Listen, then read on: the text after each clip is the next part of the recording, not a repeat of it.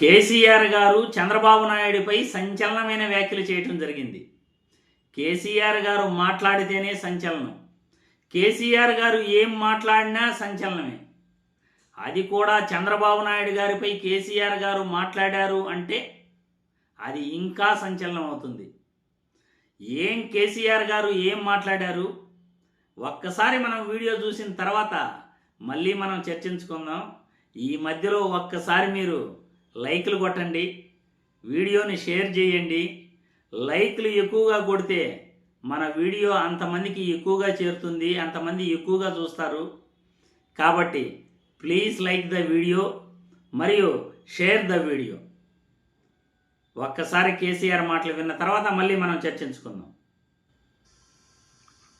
Business meet పెడతాం, ఎంఓలు చేసుకుంటాం. ఏ ప్రభుత్వం చేయాల్సింది. అడ్డగోలు జమాబంది దానికి లెక్కలేని కథ అంటే ఏందన్నట్టు ఒక హైప్ క్రియేట్ చేసుడు. దీనికి ఆచుడు, దీనికి గురువు చంద్రబాబు నాయుడు. ఇప్పుడు చంద్రబాబు నాయుడు చెప్పిన లెక్కల బిజినెస్ వచ్చేది ఉంటే, ఎంఓఎల్ సక్సెస్ అయ్యేది ఉంటే ఆంధ్రప్రదేశ్లో ఈ పాటికి 20 లక్షల కోట్లు వచ్చి ఉండాలి. ఆయన ఫస్ట్ టైం అలా సీఎం ఉన్నప్పుడు ఆ ఊళ్ళో పెట్టే కదా వైజాగ్లో, అమరావతిలో కదా వైజాగ్లో పెట్టిండు.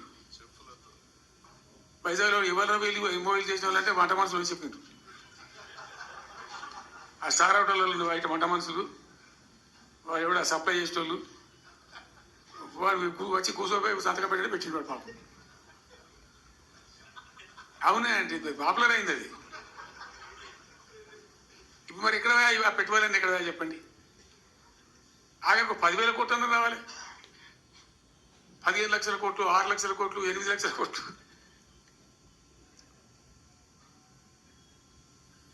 అయితే అప్పుడు తమాషా జరిగింది.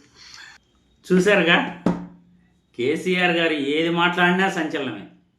అది కూడా చంద్రబాబు నాయుడు గారిపై మాట్లాడితే ఇంకా సంచలనం అవుతుంది ఆ వార్త.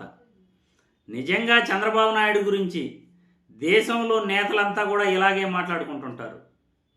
పశ్చిమ బెంగాల్కి చెందిన ఎంపీలు చంద్రబాబు నాయుడుపై ఆంధ్రప్రదేశ్లో జరిగిన ఎన్నికలపై పార్లమెంట్లో ఏం మాట్లాడారో అందరికీ తెలిసిన విషయమే. రాష్ట్రంలో పెట్టుబడులపై చంద్రబాబు నాయుడు పదే పదే కూడా లక్షల కోట్లు తెచ్చేశానని తెగ ప్రచారం చేస్తాడు. అలా లక్షల కోట్లు తెచ్చే పని అయితే ఈ పాటికి ఆంధ్రప్రదేశ్ రాష్ట్రంలో 20 లక్షల కోట్లు పెట్టుబడులు వచ్చి ఉండాలి. మరి ఎక్కడా పెట్టుబడులు అని కేసీఆర్ గారు ప్రశ్నిస్తున్నారు. ఏం లేదు, ఆయన మీటింగ్లు పెడతాడు. వైజాగ్లో కూడా మీటింగ్ పెట్టాడు 2014-19 మధ్యలో. ఆయన మీటింగులు పెట్టి వంటోళ్ళను తెచ్చుకొచ్చుకుంటాడు. ఆడ వంటోళ్ళ చేత సంతకాలు చేసుకుని వీళ్ళే పారిశ్రామికవేత్తలు అంటారు అనేసి కేసీఆర్ గారు సంచలనమైన వ్యాఖ్యలు చేస్తున్నారు. వంటోళ్ళకి కోట్లేసి దర్జాగా వాళ్ళని కూర్చొని పెట్టి వాళ్ళ చేత అగ్రిమెంట్లు అని చెప్పేసి సంతకాలు చేసుకుని ఇవే అగ్రిమెంట్లు, ఇవే పెట్టుబడులు, ఇవే ఎంఓయూలు, రాష్ట్రానికి వస్తున్న పెట్టుబడులు పెట్టే ఈ వంటోళ్లే పెట్టుబడిదారులు అని నమ్మిస్తాడు అని కేసీఆర్ గారు సంచలన వ్యాఖ్యలు చేస్తున్నారు. అంటే దాని అర్థం, మనం ఏదైనా ఒక మాట మాట్లాడితే దానికి మీనింగ్ అర్థం చేసుకోవాలి. చంద్రబాబు నాయుడు అలా పెట్టుబడులపై అబద్ధాలు చెప్తాడు. నిజంగా చంద్రబాబు నాయుడు గారు చెప్పినట్లు లక్షల కోట్లు పెట్టుబడులు వచ్చేసే పని అయితే ఆంధ్ర రాష్ట్రంలో ఈ పాటికి పెట్టుబడులతో అన్ని కంపెనీలు కలకల్లాడేటివి. ఆంధ్రప్రదేశ్ నుండి ఏ ఒక్క నిరుద్యోగి కూడా బయట రాష్ట్రాలకు వెళ్లాల్సిన పనే ఉండేది కాదు. హైదరాబాద్కి, ఇటు చెన్నైకి, ఇటు బెంగళూరుకి ఆంధ్రప్రదేశ్ నిరుద్యోగులు వెళ్లాల్సిన అవసరమే ఉండేది కాదు. చంద్రబాబు నాయుడు చెప్పినట్లు అన్ని వేల కోట్లు పెట్టుబడులు, అన్ని లక్షల కోట్లు పెట్టుబడులు వచ్చేస్తే చంద్రబాబు నాయుడు గారు చెప్తానే ఉన్నారు పెట్టుబడులు తెచ్చేశానని. మరి ఎందుకు నువ్వు 2014 నుండి 19 మధ్యలో పెట్టుబడులు తెస్తే ఒక్క కంపెనీ అయినా, నువ్వు తెచ్చిన పెట్టుబడులతో ఒక్క కంపెనీ అయినా రాష్ట్రంలో ఎక్కడుందో నువ్వు చెప్పగలవా అని చంద్రబాబు నాయుడు గారిని ఈ వీడియో ద్వారా ప్రశ్నిస్తున్నాను.